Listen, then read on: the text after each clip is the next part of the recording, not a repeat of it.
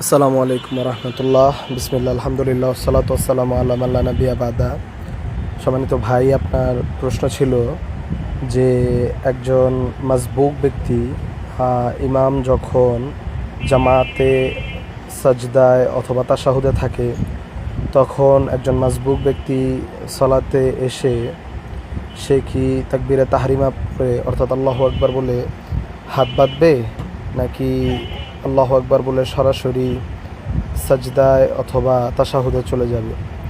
তো এই ক্ষেত্রে শেখ বিন বাজ এবং শেখ উসাইমিন রহেমাহুল্লাহ তাদের ফতোয়া হচ্ছে যে মাসবুক ব্যক্তি সালাতে এসে যদি ইমামকে কিয়ামরত অবস্থায় না পায়, তবে সেই ক্ষেত্রে সে আল্লাহু আকবার বলে তাকবীরে তাহরিমার পরে সে সরাসরি সাজদায় অথবা তাশাহুদে চলে যাবে।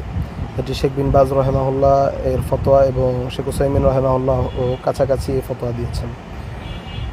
এখানে একটি বিষয় জরুরি যে রফউল ইয়াদাইনের পর ব্যক্তি আল্লাহু আকবার বলার সময় ব্যক্তিকে রফউল ইয়াদাইন করবে কি করবে না, এটি একটি বিষয় ছিল।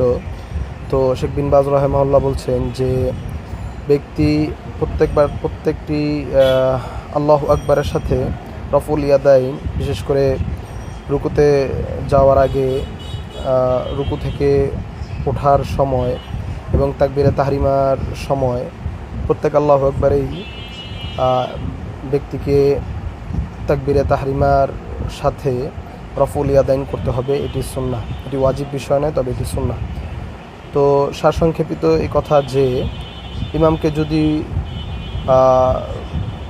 মাসবুক ব্যক্তি রুকু সাজদা তাশাহুদ যেখানেই পাবে, যে অবস্থাতেই পাবে, তাকবীরে তাহরিমার পর আর হাত বাঁধবে না, সে সরাসরি সে অবস্থায় চলে যাবে। আর এ বিষয়ে শেখ বিন বাজ এবং শেখ উসাইমিন রহেমাহুল্লাহদের ফতোয়া রয়েছে। আল্লাহু আলাম। আসসালামু আলাইকুম রহমতুল্লাহ।